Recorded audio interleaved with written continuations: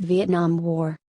The Vietnam War, Vietnamese, Chiến tranh Việt Nam, also known as the Second Indochina War, and in Vietnam as the Resistance War against America, Vietnamese, Con Chiến Trong Mai, or simply the American War, was a conflict in Vietnam, Laos, and Cambodia from November 1, 1955 to the fall of Saigon on April 30, 1975. It was the second of the Indochina Wars and was officially fought between North Vietnam and South Vietnam. North Vietnam was supported by the Soviet Union, China, and other communist allies. South Vietnam was supported by the United States, South Korea, the Philippines, Australia, Thailand and other anti-communist allies. The war, considered a Cold War-era proxy war by some, lasted 19 years, with direct U.S. involvement ending in 1973, and included the Laotian Civil War and the Cambodian Civil War, which ended with all three countries becoming communist in 1975. The conflict emerged from the First Indochina War against the communist-led Viet Minh. Most of the funding for the French war effort was provided by the U.S. after the French quit Indochina in 1954. The U.S. assumed financial and military support for the South Vietnamese state. The Viet Cong, also known as Front National de Liberation du Sud Vietnam or NLF, the National Liberation Front, a South Vietnamese common front under the direction of North Vietnam, initiated a guerrilla war in the south. North Vietnam had also invaded Laos in the mid-1950s in support of insurgents, establishing the Ho Chi Minh Trail to supply and reinforce the Viet Cong. U.S. involvement escalated under President John F. Kennedy through the MOG program from just under 1,000 in 1959 to 16,000 in 1963. By 1963, the North Vietnamese had sent 40,000 soldiers to fight in South Vietnam. North Vietnam was heavily backed by the USSR and the People's Republic of China. China also sent hundreds of PLA servicemen to North Vietnam to serve in air defense and support roles. By 1964, there were 23,000 U.S. advisors in South Vietnam. In August, the Gulf of Tonkin incident occurred, in which a U.S. destroyer was alleged to have clashed with North Vietnamese fast attack craft. In response, the U.S. Congress passed the Gulf of Tonkin Resolution, giving President Lyndon B. Johnson broad authorization to increase U.S. military presence. He ordered the deployment of combat units for the first time and increased troop levels to 184,000. Past this point, the People's Army of Vietnam, known also as the NVA, engaged in more conventional warfare with U.S. and South Vietnamese forces. Every year onward, there was significant buildup of U.S. forces, despite little progress. U.S. Secretary of Defense Robert McNamara, one of the principal architects of the war, began expressing doubts of victory by the end of 1966. U.S. and South Vietnam forces relied on air superiority and overwhelming firepower to conduct search and destroy operations, involving ground forces, artillery, and airstrikes. The U.S. also conducted a large-scale strategic bombing campaign against North Vietnam and Laos. The Tet Offensive of 1968 showed the lack of progress with these doctrines. With the NLF and PAV mounting large-scale urban offensives throughout 1968, U.S. domestic support for the war began fading.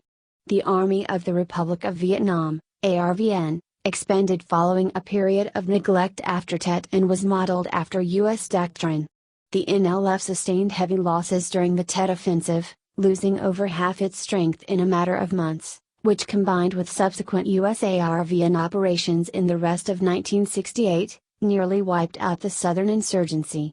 The CIA's Phoenix program further degraded the NLF's membership and capabilities. By the end of the year, the NLF insurgents held almost no territory in South Vietnam, and their recruitment dropped by over 80% in 1969, signifying a drastic reduction in guerrilla operations, necessitating increased use of NVA regular soldiers from the north. In 1969, North Vietnam declared a provisional revolutionary government in South Vietnam in an attempt to give the reduced NLF a more international stature, but the southern guerrillas from then on were sidelined as PAV forces began more conventional combined arms warfare. Operations crossed national borders. Laos was invaded by North Vietnam early on, while Cambodia was used by North Vietnam as a supply route starting in 1967, the route through Cambodia began to be bombed by the US in 1969, while the Laos route had been heavily bombed since 1964. The deposing of the monarch Norodom Sihanouk by the Cambodian National Assembly resulted in a PAVN invasion of the country at the request of the Khmer Rouge, escalating the Cambodian Civil War and resulting in a US RVN counter-invasion. In 1968, following the election of US President Richard Nixon, a policy of Vietnamization began, which saw the conflict fought by an expanded ARVN, with US forces sidelined and increasingly demoralized by domestic opposition and reduced recruitment. US ground forces withdrew by late 1971 and support was limited to air support, artillery support, advisors, and material shipments. The ARVN, buttressed by said US support, stopped the largest and first mechanized PAVN offensive to date during the Easter Offensive of 1972, which had sustained heavy casualties on both sides but failed to recapture all territory, leaving its military situation difficult. The Paris Peace Accords saw all U.S. forces withdrawn. The Case-Church Amendment, passed by the U.S. Congress on August 15, 1973, ended direct U.S. military involvement. The peace accords were broken almost immediately, and fighting continued for 2 more years. The 1975 Spring Offensive saw the capture of Saigon by the PAVN in April. This marked the end of the war, and North and South Vietnam were reunified the following year. The scale of fighting was enormous. By 1970 the ARVN was the world's 4th largest army, with the PAVN being similar in size at around 1 million regular soldiers. The war exacted a huge human cost in terms of fatalities. See Vietnam War casualties. Estimates of the number of Vietnamese soldiers and civilians killed vary from 966,000 to 3.8 million. Some 275,000 to 310,000 Cambodians, 20,000 to 62,000 Laotians, and 58,220 U.S. service members also died in the conflict, and a further 1,626 remain missing in action. The Sino-Soviet split re-emerged following the lull during the Vietnam War.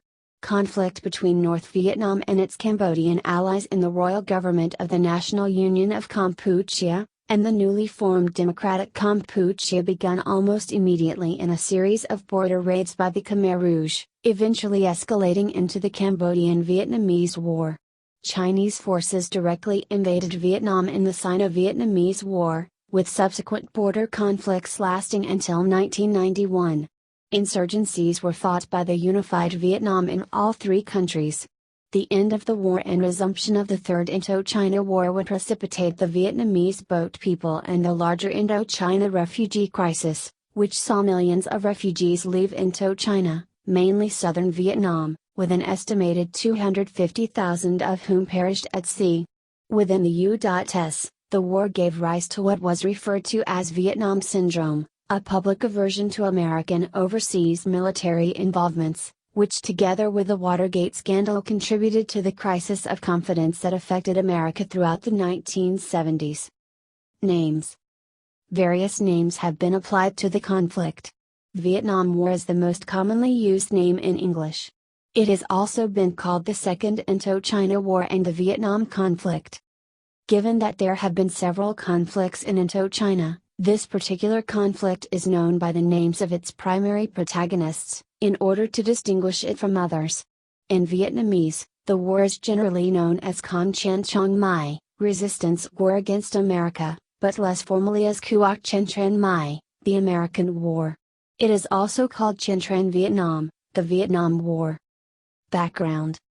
The primary military organizations involved in the war were as follows. One side consisted of the Army of the Republic of Vietnam, ARVN, and the United States Armed Forces, while the other side consisted of the People's Army of Vietnam, PAVN, more commonly called the North Vietnamese Army, or NVA, in English language sources, and the National Front for the Liberation of South Vietnam, NLF, more commonly known as the Viet Cong in English language sources, a South Vietnamese communist guerrilla force.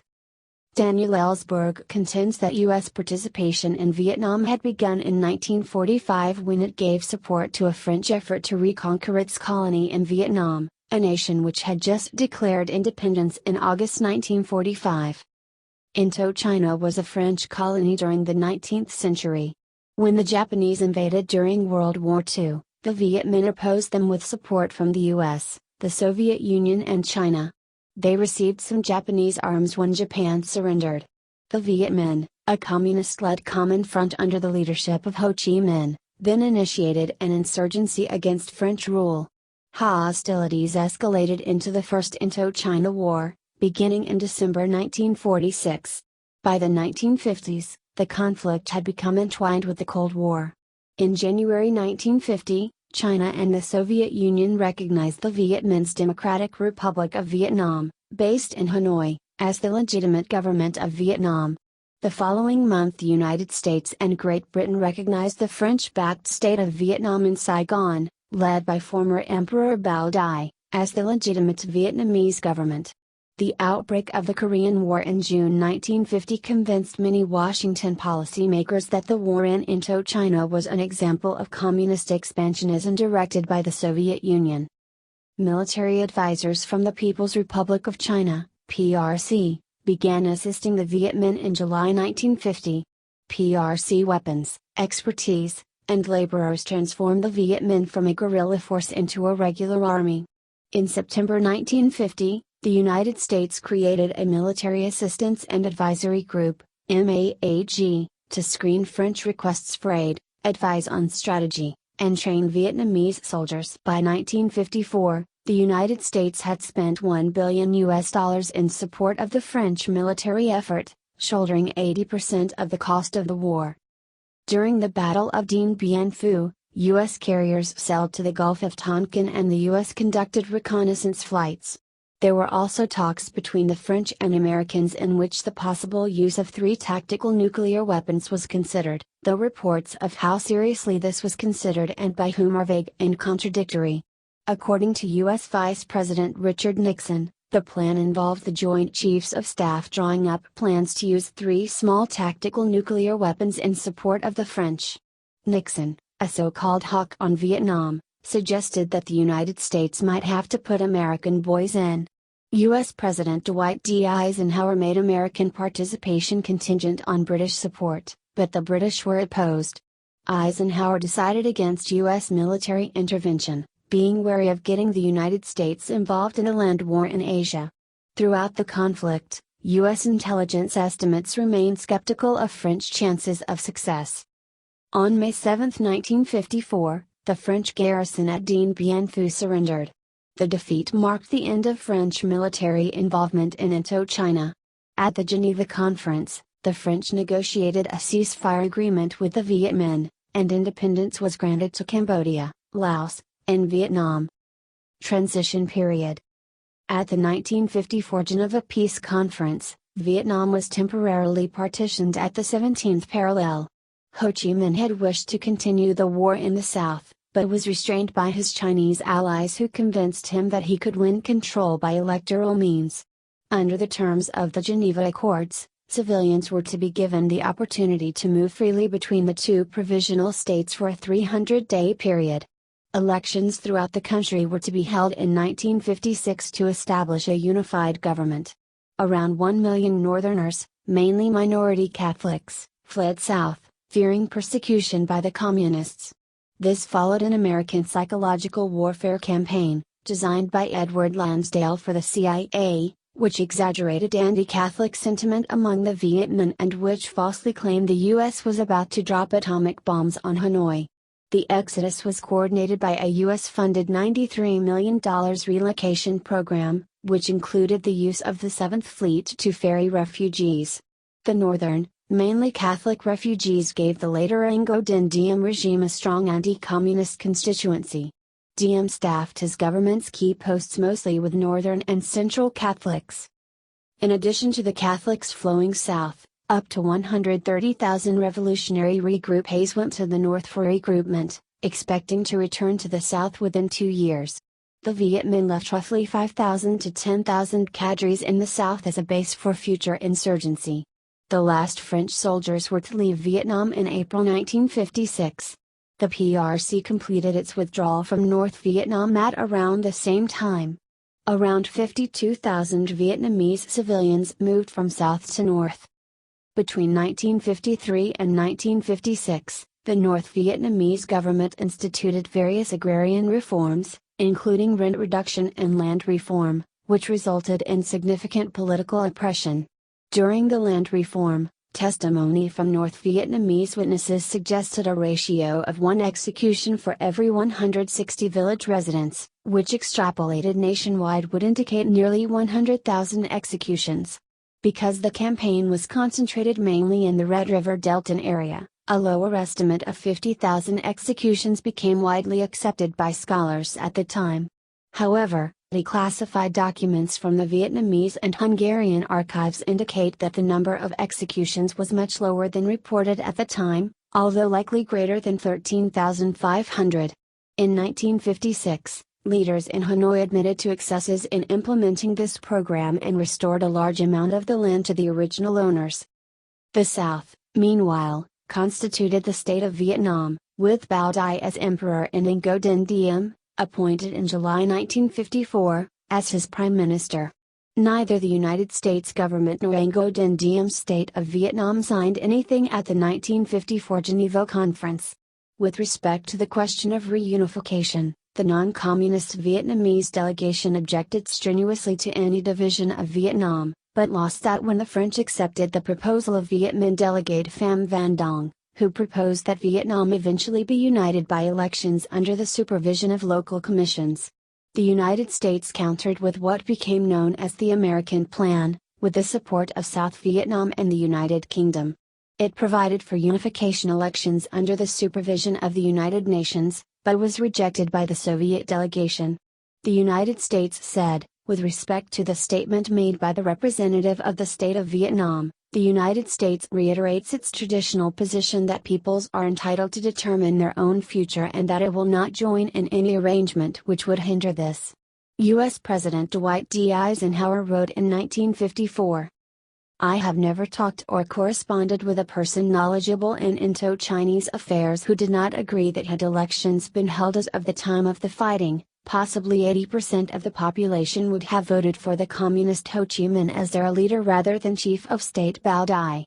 Indeed, the lack of leadership and drive on the part of Bao Dai was a factor in the feeling prevalent among Vietnamese that they had nothing to fight for. According to the Pentagon Papers, however, from 1954 to 1956 Ngo Dinh Diem really did accomplish miracles in South Vietnam. It is almost certain that by 1956 the proportion which might have voted for Ho, in a free election against Diem, would have been much smaller than 80%. In 1957, independent observers from India, Poland, and Canada representing the International Control Commission, ICC, stated that fair, unbiased elections were not possible, with the ICC reporting that neither South nor North Vietnam had honored the armistice agreement. From April to June 1955, Diem eliminated any political opposition in the South by launching military operations against two religious groups, the Cao Dai and Hoa Halav Bakut. The campaign also focused on the Binh Xuyen organized crime group, which was allied with members of the Communist Party secret police and had some military elements. As broad-based opposition to his harsh tactics mounted, Diem increasingly sought to blame the Communists. In a referendum on the future of the state of Vietnam on October 23, 1955, Diem rigged the poll supervised by his brother Ngo Dinh Nhu and was credited with 98.2% of the vote, including 133% in Saigon. His American advisors had recommended a more modest winning margin of 60 to 70%. Diem, however, viewed the election as a test of authority. 3 days later, he declared South Vietnam to be an independent state under the name Republic of Vietnam, ROV, with himself as president. Likewise, Ho Chi Minh and other communist officials always won at least 99% of the vote in North Vietnamese elections. The domino theory, which argued that if one country fell to communism, then all of the surrounding countries would follow, was first proposed as policy by the Eisenhower administration. John F. Kennedy, then a U.S. Senator, said in a speech to the American Friends of Vietnam, Burma, Thailand, India, Japan, the Philippines and obviously Laos and Cambodia are among those whose security would be threatened if the red tide of communism overflowed into Vietnam. Diem era, 1954-63. Rule. A devout Roman Catholic, Diem was fervently anti-communist, nationalist, and socially conservative. Historian Lou Donheim notes that Diem represented narrow and extremist nationalism coupled with autocracy and nepotism. The majority of Vietnamese people were Buddhist, and were alarmed by actions such as Diem's dedication of the country to the Virgin Mary. Beginning in the summer of 1955, Diem launched the Denounce the Communists campaign, during which suspected communists and other anti-government elements were arrested, imprisoned, tortured, or executed. He instituted the death penalty against any activity deemed communist in August 1956. About 12,000 suspected opponents of Diem were killed between 1955 and 1957, and by the end of 1958, an estimated 40,000 political prisoners had been jailed. In May 1957, Diem undertook a 10-day state visit to the United States. President Eisenhower pledged his continued support, and a parade was held in Diem's honor in New York City. Although Diem was publicly praised, Secretary of State John Foster Dulles conceded in private that Diem had been selected because there were no better alternatives. Insurgency in the South, 1954-60. Between 1954 and 1957, there was large-scale but disorganized dissidence in the countryside, which the Diem government succeeded in quelling. In early 1957, South Vietnam enjoyed its first peace in over a decade. Incidents of political violence began to occur in mid-1957, but the government did not construe it as a campaign, considering the disorders too diffuse to warrant committing major GVN, Government of Vietnam, resources. By early 1959, however, Diem had come to regard the increasingly frequent disorders as an organized campaign and implemented Law 1059, which made political violence punishable by death and property confiscation. There had been some division among former Viet Minh whose main goal was to hold the elections promised in the Geneva Accords, leading to wildcat activities separate from the other communists and anti-GVN activists. In December 1960, the National Liberation Front, NLF, aka the Viet Cong, was formally created with the intent of uniting all anti-GVN activists, including non-communists. It was formed in Memot, Cambodia, and directed through a central office known as COSVN. According to the Pentagon Papers, the Viet Cong placed heavy emphasis on the withdrawal of American advisors and influence, on land reform and liberalization of the GVN, on coalition government and the neutralization of Vietnam. The identities of the leaders of the organization often were kept secret. Support for the NLF was driven by peasant resentment of Diem's reversal of land reforms in the countryside. The vast majority of the population lived in villages in the countryside, where key demand was for land reform. In areas they controlled, the Viet Minh had confiscated large private landholdings, reduced rents and debts, and leased communal lands, mostly to the poorer peasants. Diem brought the landlords back to the villages. People who were farming land they had held for years now had to return it to landlords and pay years of back rent. This rent collection was enforced by the South Vietnamese Army. The divisions within villages reproduced those that had existed against the French, 75% support for the NLF, 20% trying to remain neutral and 5% firmly pro-government. North Vietnamese involvement. Sources disagree on whether North Vietnam played a direct role in aiding and organizing South Vietnamese rebels prior to 1960. Cohen and Lewis assert. Contrary to United States policy assumptions, all available evidence shows that the revival of the Civil War in the South in 1958 was undertaken by Southerners at their own, not Hanoi's, initiative. Insurgency activity against the Saigon government began in the South under Southern leadership not as a consequence of any dictate from Hanoi, but contrary to Hanoi's injunctions. Similarly, Historian Arthur Schlesinger Jr. states that it was not until September 1960 that the Communist Party of North Vietnam bestowed its formal blessing and called for the liberation of the South from American imperialism. By contrast, James Olson and Randy Roberts assert that North Vietnam authorized a low-level insurgency in December 1956. To counter the accusation that North Vietnam was violating the Geneva Accord, the independence of the Viet Cong was stressed in communist propaganda. In March 1956, Southern Communist leader Le Duan presented a plan to revive the insurgency entitled The Road to the South to the other members of the Politburo in Hanoi. However, as both China and the Soviets opposed confrontation at this time, Le Duan's plan was rejected. Despite this, the North Vietnamese leadership approved tentative measures to revive the southern insurgency in December 1956. This decision was made at the 11th plenary session of the Lao Dong Central Committee. Communist forces were under a single command structure set up in 1958. The North Vietnamese Communist Party approved a People's War on the South at a session in January 1959, and, in May, Group 559 was established to maintain and upgrade the Ho Chi Minh Trail, at this time a 6-month mountain trek through Laos. About 500 of the regroupes of 1954 were sent south on the trail during its first year of operation. The first arms delivery via the trail was completed in August 1959. About 40,000 communist soldiers infiltrated the South from 1961 to 1963. Kennedy's escalation, 1961 to 63.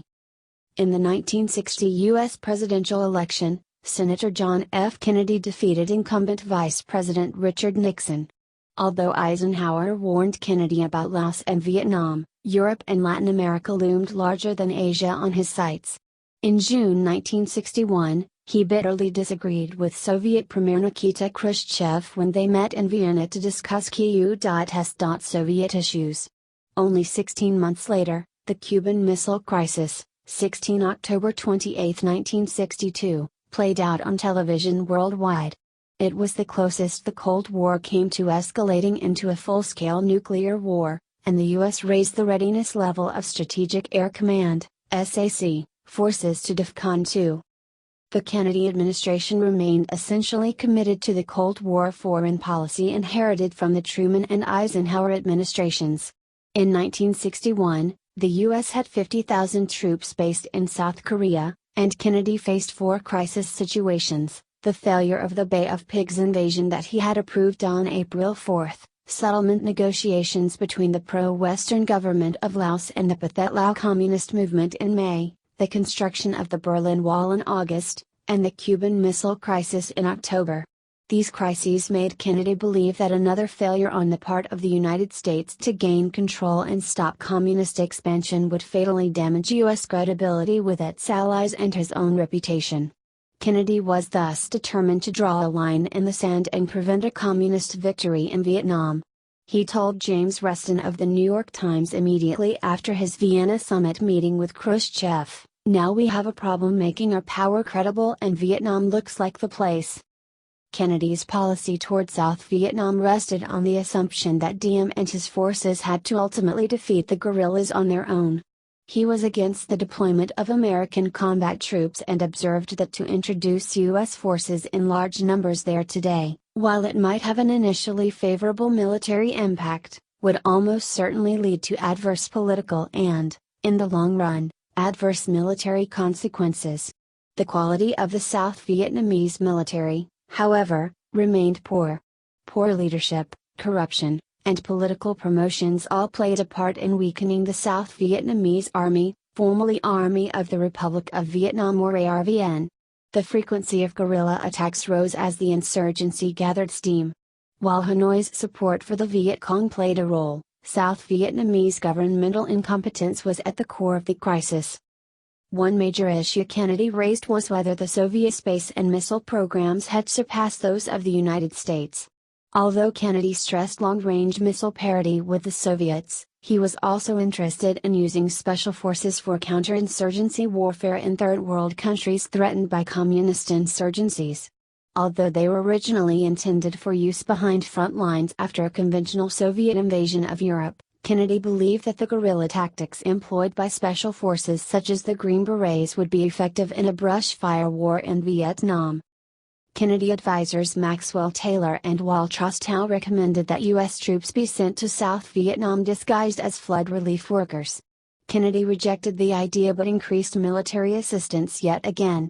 In April 1962, John Kenneth Galbraith warned Kennedy of the danger: "We shall replace the French as a colonial force in the area and bleed as the French did." By November 1963, there were 16,000 American military personnel in South Vietnam, up from Eisenhower's 900 advisors. The Strategic Hamlet Program was initiated in late 1961. This joint U.S. South Vietnamese program attempted to resettle the rural population into fortified camps.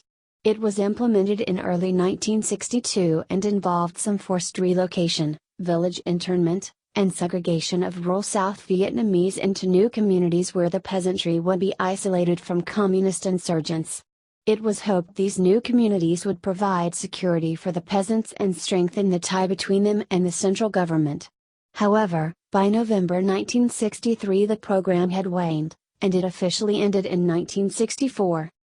On July 23, 1962, 14 nations, including China, South Vietnam, the Soviet Union, North Vietnam and the United States, signed an agreement promising to respect the neutrality of Laos.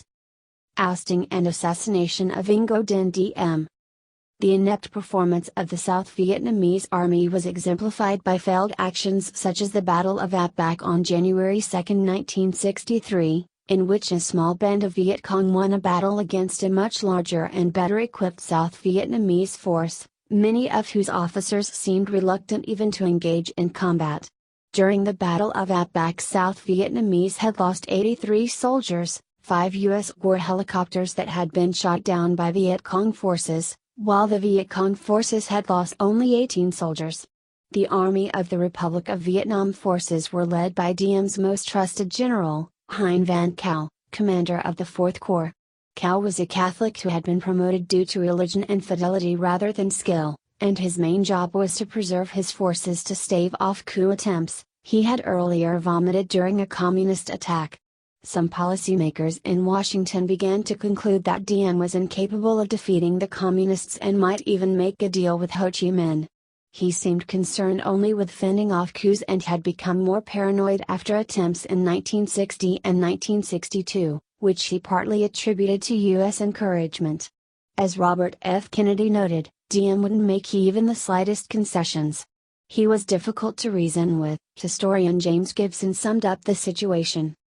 Strategic hamlets had failed, the South Vietnamese regime was incapable of winning the peasantry because of its class base among landlords. Indeed, there was no longer a regime in the sense of a relatively stable political alliance and functioning bureaucracy. Instead, civil government and military operations had virtually ceased. The National Liberation Front had made great progress and was close to declaring provisional revolutionary governments in large areas.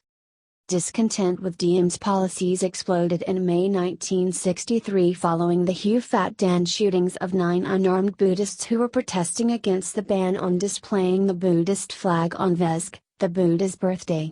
This resulted in mass protests against discriminatory policies that gave privileges to the Catholic Church and its adherents over the Buddhist majority. Diem's elder brother Ngo Dinh Thuc was the Archbishop of Hue and aggressively blurred the separation between church and state. Thuc's anniversary celebrations shortly before Vesq had been bankrolled by the government, and Vatican flags were displayed prominently. There had also been reports of Buddhist pagodas being demolished by Catholic paramilitaries throughout Diem's rule. Diem refused to make concessions to the Buddhist majority or take responsibility for the deaths. On August 21, 1963, the ARV and Special Forces of Colonel Le Quang Tung, loyal to Diem's younger brother Ngo Dinh Nhu, raided pagodas across Vietnam, causing widespread damage and destruction and leaving a death toll estimated to range into the hundreds. U.S. officials began discussing the possibility of a regime change during the middle of 1963. The United States Department of State was generally in favor of encouraging a coup, while the Defense Department favored Diem. Chief among the proposed changes was the removal of Diem's younger brother Nu, who controlled the secret police and special forces, and was seen as the man behind the Buddhist repression and more generally the architect of the Angko family's rule. This proposal was conveyed to the U.S. Embassy in Saigon in Cable 243. The Central Intelligence Agency, CIA, was in contact with generals planning to remove Diem. They were told that the United States would not oppose such a move nor punish the generals by cutting off aid.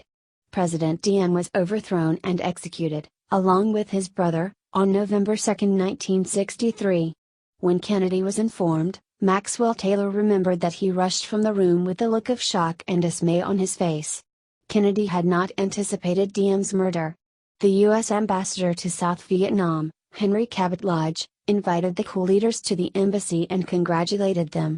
Ambassador Lodge informed Kennedy that the prospects now were for a shorter war. Kennedy wrote Lodge a letter congratulating him for a fine job. Following the coup, chaos ensued. Hanoi took advantage of the situation and increased its support for the guerrillas. South Vietnam entered a period of extreme political instability, as one military government toppled another in quick succession. Increasingly, each new regime was viewed by the communists as a puppet of the Americans, whatever the failings of Diem, his credentials as a nationalist, as Robert McNamara later reflected, had been impeccable. U.S. military advisors were embedded at every level of the South Vietnamese armed forces. They were however criticized for ignoring the political nature of the insurgency. The Kennedy administration sought to refocus U.S. efforts on pacification and winning over the hearts and minds of the population. The military leadership in Washington, however, was hostile to any role for U.S. advisors other than conventional troop training. General Paul Harkins, the commander of U.S. forces in South Vietnam, confidently predicted victory by Christmas 1963. The CIA was less optimistic, however, warning that the Viet Cong by and large retained de facto control of much of the countryside and have steadily increased the overall intensity of the effort. Paramilitary officers from the CIA's Special Activities Division trained and led Hmong tribesmen in Laos and into Vietnam. The indigenous forces numbered in the tens of thousands and they conducted direct action missions, led by paramilitary officers, against the Communist Pathet Lao forces and their North Vietnamese supporters. The CIA also ran the Phoenix program and participated in Military Assistance Command, Vietnam, Studies and Observations Group, MACVSOG, which was originally named the Special Operations Group, but was changed for cover purposes. Johnson's escalation, 1963-69. President Kennedy was assassinated on November 22, 1963. Vice President Lyndon B. Johnson had not been heavily involved with policy toward Vietnam, however, upon becoming president, Johnson immediately focused on the war. On November 24, 1963, he said, "The battle against communism must be joined, with strength and determination." Johnson knew he had inherited a rapidly deteriorating situation in South Vietnam, but he adhered to the widely accepted domino theory argument for defending the South. Should they retreat or appease, either action would imperil other nations beyond the conflict. The Military Revolutionary Council, meeting in lieu of a strong South Vietnamese leader, was made up of 12 members. This council was headed by General Duong Van Minh, whom Stanley Carnot, a journalist on the ground, later recalled as a model of lethargy. Lodge, frustrated by the end of the year, cabled home about Minh. Will he be strong enough to get on top of things? Minh's regime was overthrown in January 1964 by General Nguyen Khan. There was also persistent instability in the military, however, as several coups, not all successful, occurred in a short period of time. In a statement similar to that made to the French almost 2 decades earlier, Ho Chi Minh warned that if the Americans want to make war for 20 years, then we shall make war for 20 years. If they want to make peace, we shall make peace and invite them to afternoon tea. Some have argued that the policy of North Vietnam was not to topple other non-communist governments in Southeast Asia. Gulf of Tonkin Incident. On August 2, 1964, USS Maddox, on an intelligence mission along North Vietnam's coast, allegedly fired upon and damaged several torpedo boats that had been stalking it in the Gulf of Tonkin. A second attack was reported 2 days later on USS Turner Joy and Maddox in the same area. The circumstances of the attacks were murky.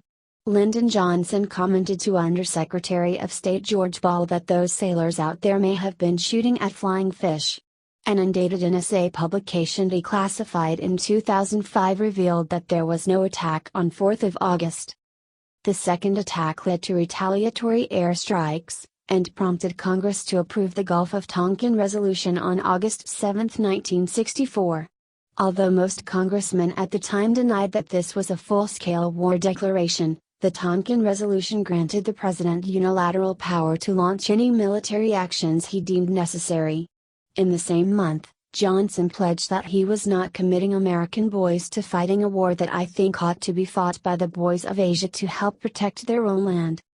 The National Security Council recommended a 3-stage escalation of the bombing of North Vietnam. Following an attack on the U.S. Army base in Pleiku on February 7, 1965, a series of airstrikes was initiated, Operation Flaming Dart, while Soviet Premier Alexei Kosygin was on a state visit to North Vietnam. Operation Rolling Thunder and Operation Arclight expanded aerial bombardment and ground support operations. The bombing campaign, which ultimately lasted 3 years, was intended to force North Vietnam to cease its support for the Viet Cong by threatening to destroy North Vietnamese air defenses and industrial infrastructure. It was additionally aimed at bolstering the morale of the South Vietnamese. Between March 1965 and November 1968, Rolling Thunder deluged the North with 1 million tons of missiles, rockets and bombs. Bombing of Laos. Bombing was not restricted to North Vietnam.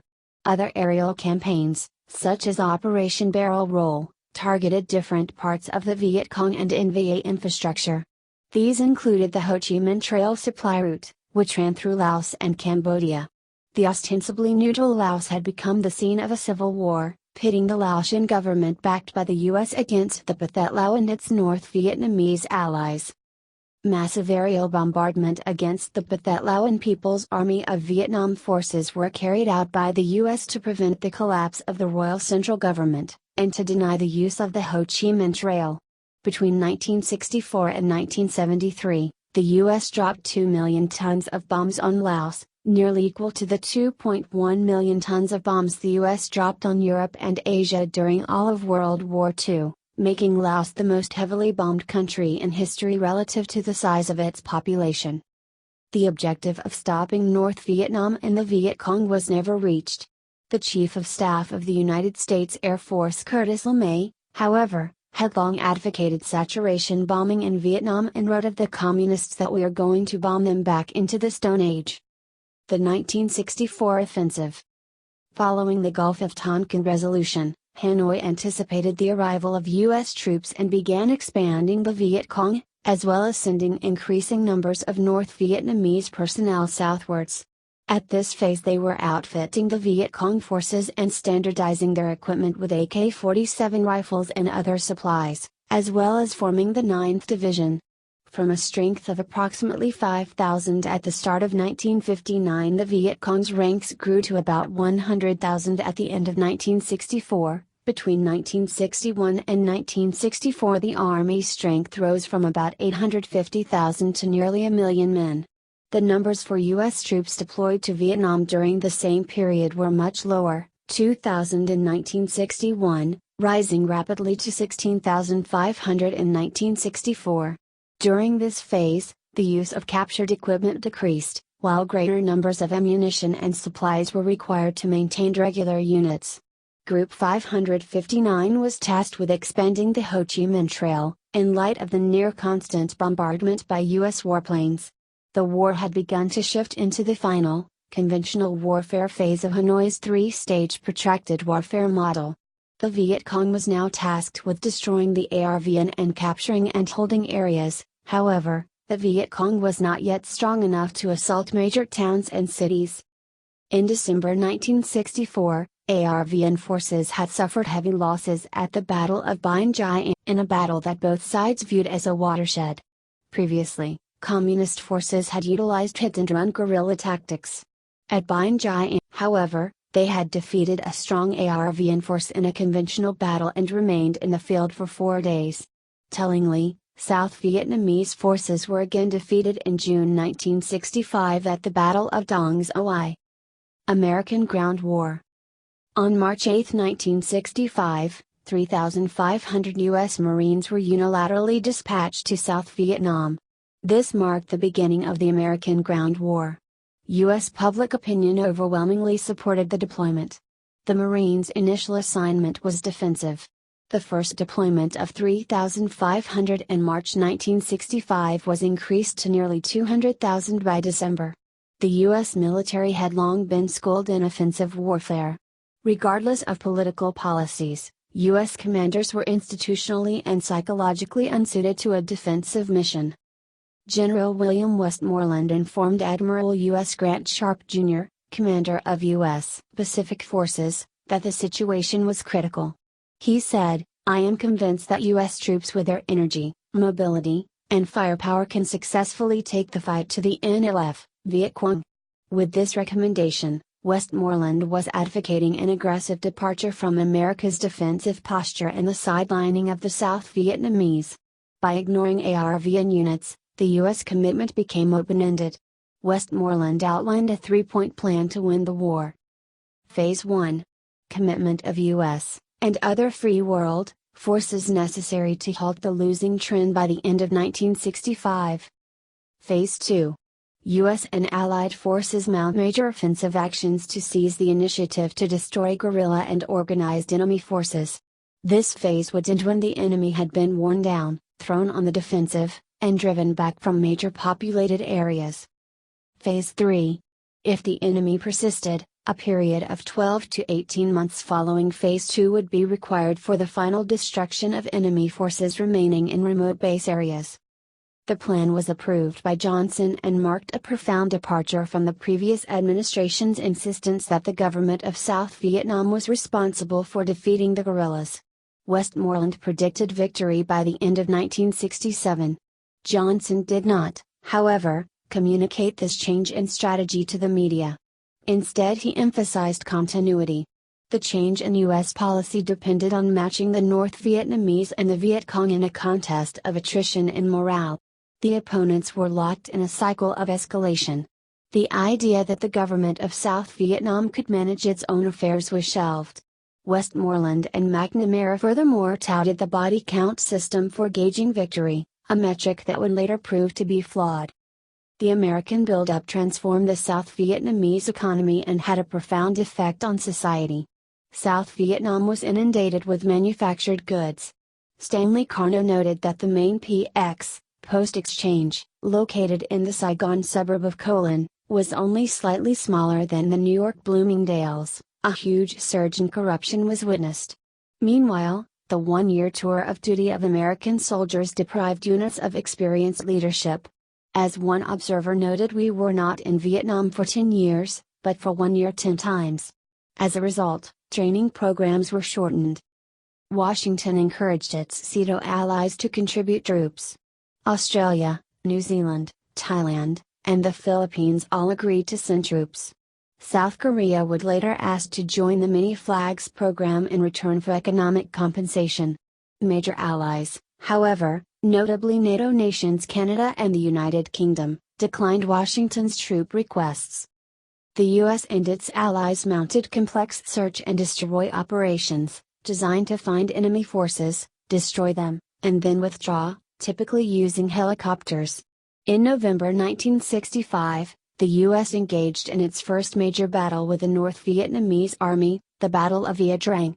The operation was the first large-scale helicopter air assault by the U.S., and first to employ Boeing B-52 Stratofortress strategic bombers in a tactical support role. These tactics continued in 1966-67 with operations such as Masher, The Air, Attleboro, Cedar Falls, and Junction City.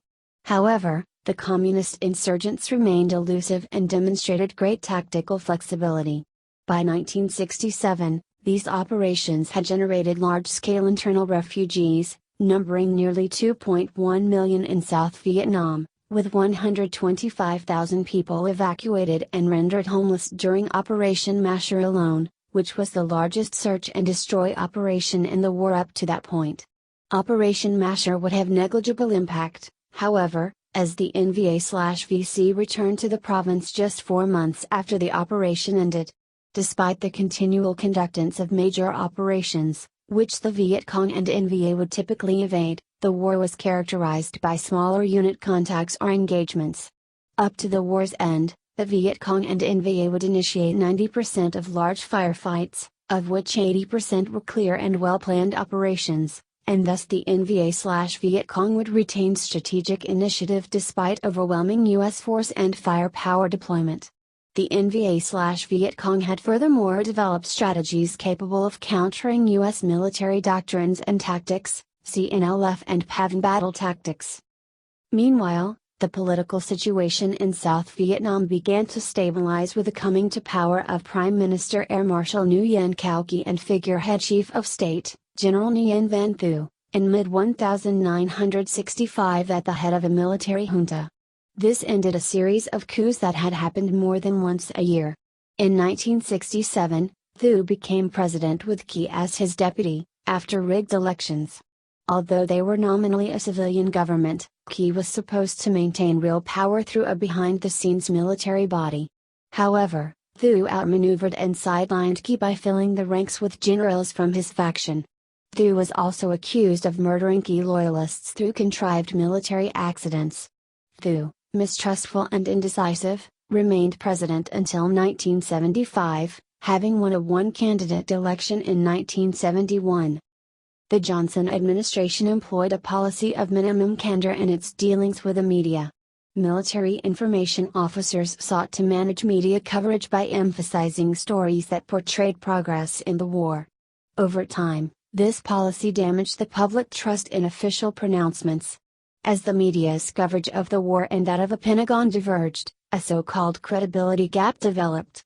Despite Johnson and Westmoreland publicly proclaiming victory was being achieved, with Westmoreland divulging that the end is coming into view, internal reports in the Pentagon Papers indicate that Viet Cong forces still retained strategic initiative, and were able to control their losses widely, with 30% of all engagements being Viet Cong attacks against static U.S. positions, 23% being a VC/NVA ambush and encirclement, and just 5% of engagements being U.S. forces attacking a Viet Cong emplacement and 9% being a U.S. ambush against Viet Cong NVA forces.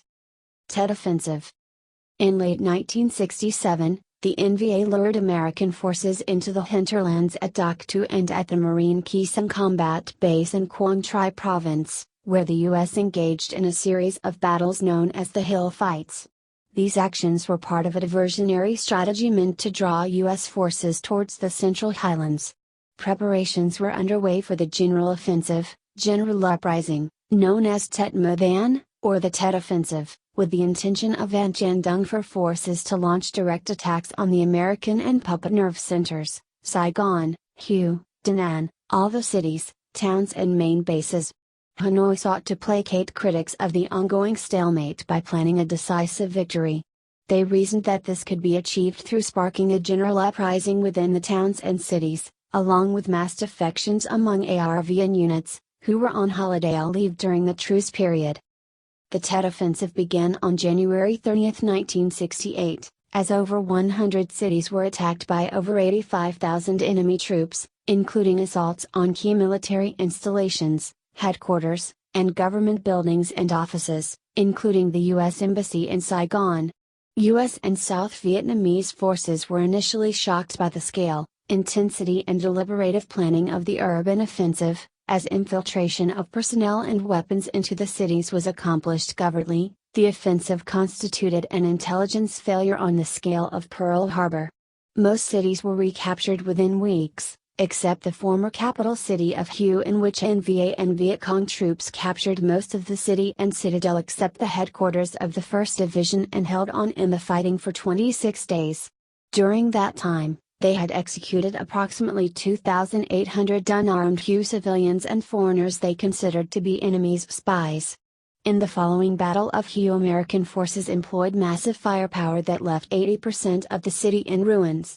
Further north, at Quang Tri City, the ARVN Airborne Division, the 1st Division and a regiment of the U.S. 1st Cavalry Division had managed to hold out and overcome an assault intended to capture the city.